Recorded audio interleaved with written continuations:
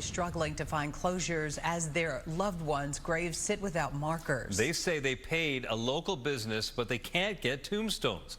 The I-Team first exposing this problem several weeks ago. Consumer investigator Jason Knowles has new developments live in studio tonight. Jason. Cheryl Ravi, the owner, told me in July that he would be issuing refunds for consumers featured in our first report.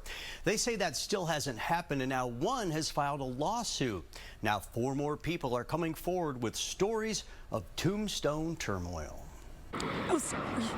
It just hurts so bad that you can take from the deceased. I mean, how can you live with yourself? The sign under Elmo's tombstone service says tombstone made while you wait.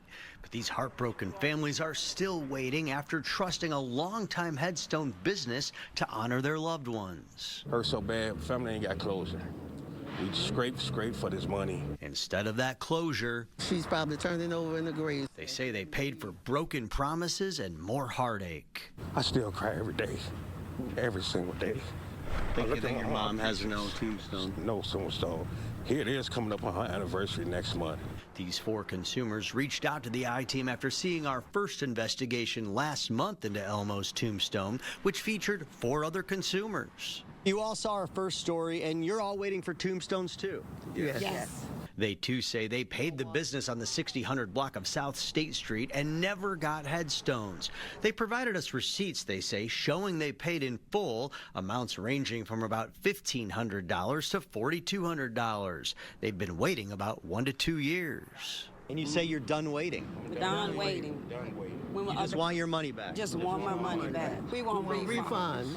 In our July report, the owner, Darius Knox, said the customers will receive a full refund. I apologize for the delay in resolving the issue and appreciate your patience. I will ensure it is rectified as soon as possible.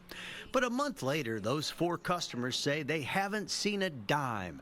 We haven't heard back from Knox yet about the new consumers. Hi, this is Jason Knowles from the ABC7 I-Team. Is anybody there? The business was again closed and locked up on a weekday afternoon.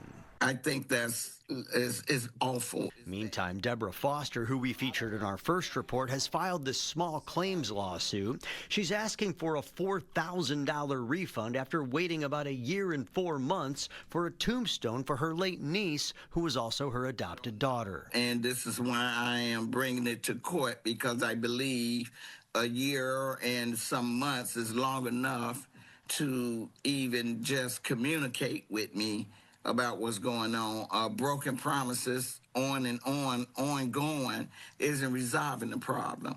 I think it's time to put this to bed. Elmo's tombstone has not commented on the small claims court lawsuit. The I-Team also found 7 complaints filed with the Illinois Attorney General, many of them by people who turned to the I-Team. You need to be ashamed of yourself because you just don't take people's money and don't do anything. Customers we talked to say they trusted Elmo's tombstone because they've had good experiences with the business in the past. Now, according to the Better Business Bureau, the business has been around 65 years, but now has an F rating for failing to respond to 2 complaints.